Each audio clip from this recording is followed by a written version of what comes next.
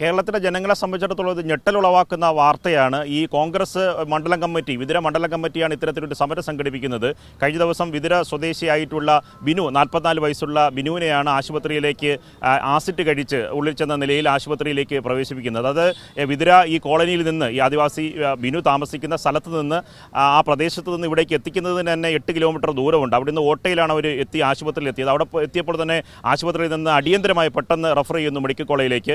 ഈ മെഡിക്കൽ കോളേജിലേക്ക് ബിനുവിനെ കയറ്റുന്ന ആംബുലൻസാണ് അവിടുത്തെ മണ്ഡലം കമ്മിറ്റിയുടെ കോൺഗ്രസ് പ്രവർത്തകർ തടഞ്ഞു നിർത്തി പ്രതിഷേധിച്ചത്. ബന്ധുക്കൾ തന്നെ ആവശ്യപ്പെട്ടിട്ടും ആംബുലൻസ് വിട്ടു നൽകിയില്ല. ബന്ധുക്കൾ ഇപ്പോൾ ആരോപിക്കുന്നത് ഈ ആംബുലൻസ് തടഞ്ഞു വെച്ചത് സമയത്തിന് തന്നെ ആശുപത്രിയിൽ എത്തിക്കാൻ കഴിഞ്ഞിരുന്നുവെങ്കിൽ ബിനുവിൻ്റെ ജീവൻ രക്ഷിക്കാൻ കഴിയുമായിരുന്നു എന്നതാണ് ബന്ധുക്കൾ പറയുന്നത്. ഈ ബിനുവിൻ്റെ ബന്ധു കൂടിയായിട്ടുള്ള മനോഹരൻ നമുക്കൊപ്പം ചേരുന്നുണ്ട്. അദ്ദേഹം വളരെ ഇക്കാര്യങ്ങളുമായി ബന്ധപ്പെട്ട് ആ സമയം മുതൽ തന്നെ ഒപ്പമുണ്ടായിരുന്ന ആളാണ്. ഇതിൻ്റെ വിശദാംശങ്ങൾ അദ്ദേഹത്തിനോട് തന്നെ ചോദിക്കാം. ചേട്ടാ, എന്താണ് ഇത് സംഭവിച്ചത്? ഇത് സംഭവിക്കുന്നത് ഒരു 2:30 മണി വരെ ആവും.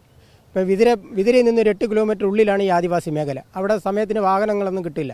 അപ്പോൾ ഈ ബിനു അസറ്റ് കഴിച്ചു എന്ന് വെച്ചുകൊണ്ട് അവിടുത്തെ ചെറുപ്പക്കാരെല്ലാവരും കൂടെ ഒരു ഓട്ടോയിൽ വിളിച്ച് വിതുര ഹോസ്പിറ്റലിൽ എത്തിച്ചു. വിതുര ഹോസ്പിറ്റലിൽ എത്തിച്ചപ്പോൾ അവിടുത്തെ പ്രാഥമിക ചികിത്സ നടത്തിക്കൊണ്ടിരുന്നപ്പോൾ തന്നെ ഡോക്ടർമാർ പറഞ്ഞ് അടിയന്തരമായി മെഡിക്കൽ കോളേജിൽ എത്തിക്കണം.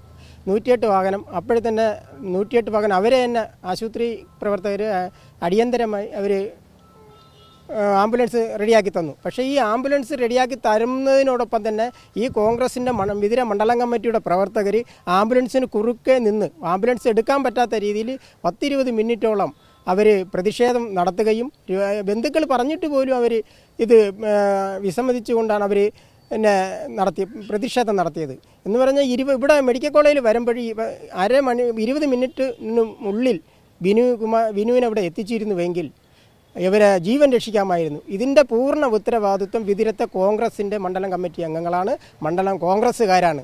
അതിന് ശക്തമായ നടപടി സർക്കാരിൻ്റെ ഭാഗത്തു നിന്ന് ശക്തമായ നടപടി ഉണ്ടാകണം. ചേട്ടാ, ബിനുവിൻ്റെ ബന്ധു കൂടിയല്ലേ? എൻ്റെ കുഞ്ഞമ്മയുടെ മകനാണ് ഈ ബിനു. അപ്പോൾ ഞാൻ ഇന്നലെ രാത്രി മുതലേ അവരെ കൂടെയുണ്ട്. ഇന്ന് പോലീസ് സ്റ്റേഷനിൽ വന്ന് റിപ്പോർട്ട് കൊടുക്കുകയും ഇവിടെ വിതുര പോലീസിൽ വരികയും പിന്നെ ഇവിടെ ഇൻക്വസ്റ്റ് തയ്യാറാക്കി ദുഃഖത്തിൻ്റെ ആഴത്തിൽ നിന്നുകൊണ്ട് തന്നെയാണ് ഞങ്ങൾ ഇന്ന് ബിനുകുമാറിനെ നാട്ടിലേക്ക് എത്തിക്കൊണ്ടുപോകുന്നത്. ബിനുവിനെ അടിയന്തരമായ സാഹചര്യത്തിലേക്ക് മെഡിക്കൽ കോളേജിലേക്ക് മാറ്റണമെന്ന് ഈ പ്രവർത്തകരോട് നമ്മൾ അഭ്യർത്ഥിച്ചില്ലേ? ബന്ധുക്കൾ അഭ്യർത്ഥിച്ചപ്പോൾ അപ്പോൾ അവരുടെ മറുപടി എന്തായിരുന്നു? അതൊന്നും കേൾക്കണ്ട അവർക്ക്. അവർ പറയണ വണ്ടിക്ക് ടയറില്ല, വണ്ടിക്ക് ഇൻഷുറൻസ് ഇല്ല, മറ്റുള്ള പല കാര്യങ്ങളും ഉന്നയിച്ചുകൊണ്ടാണ് ആംബുലൻസിൻ്റെ ഫോട്ടോ സഹിതം ഞങ്ങളുടെ കയ്യിലുണ്ട്. ആംബുലൻസിന് കുറുക്കെ നിന്നുകൊണ്ട് 108 ആംബുലൻസാണ് ഇന്നും ഇവിടെ രോഗികളെ കൊണ്ടുവരുന്നത്. ഇന്നലെ ബിനുകുമാറിനെ കൊണ്ടുവന്നത് ഈ 108 ആംബുലൻസിലാണ്. ഇൻഷുറൻസും ടയറും ഇല്ലാത്ത വാഹനം എങ്ങനെ ഓടും?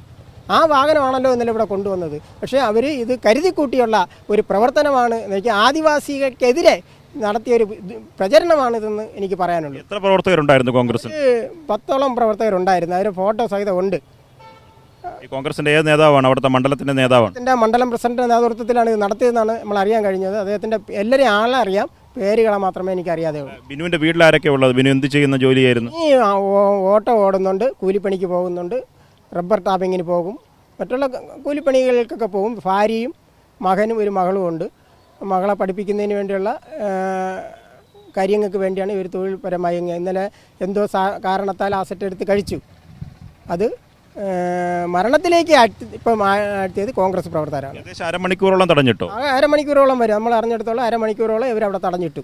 എന്നിട്ട് ശേഷമാണ് വാഹനം ഡോക്ടർമാരുടെ ബന്ധുക്കളുടെ ഒരു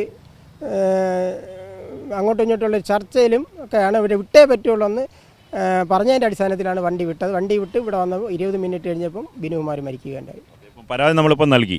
പരാതി പോലീസ് സ്റ്റേഷനിൽ നൽകിയിട്ടുണ്ട്. അവിടുത്തെ DMO മെഡിക്കൽ ഓഫീസർ വിതുര പോലീസിലും പരാതി നൽകിയിട്ടുണ്ട്.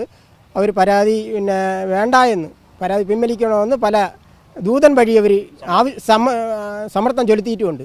എന്തായാലും ഇതിൽ കർശന നടപടിയെടുക്കണം. ഈ പരാതി മുന്നോട്ട് പോകണം.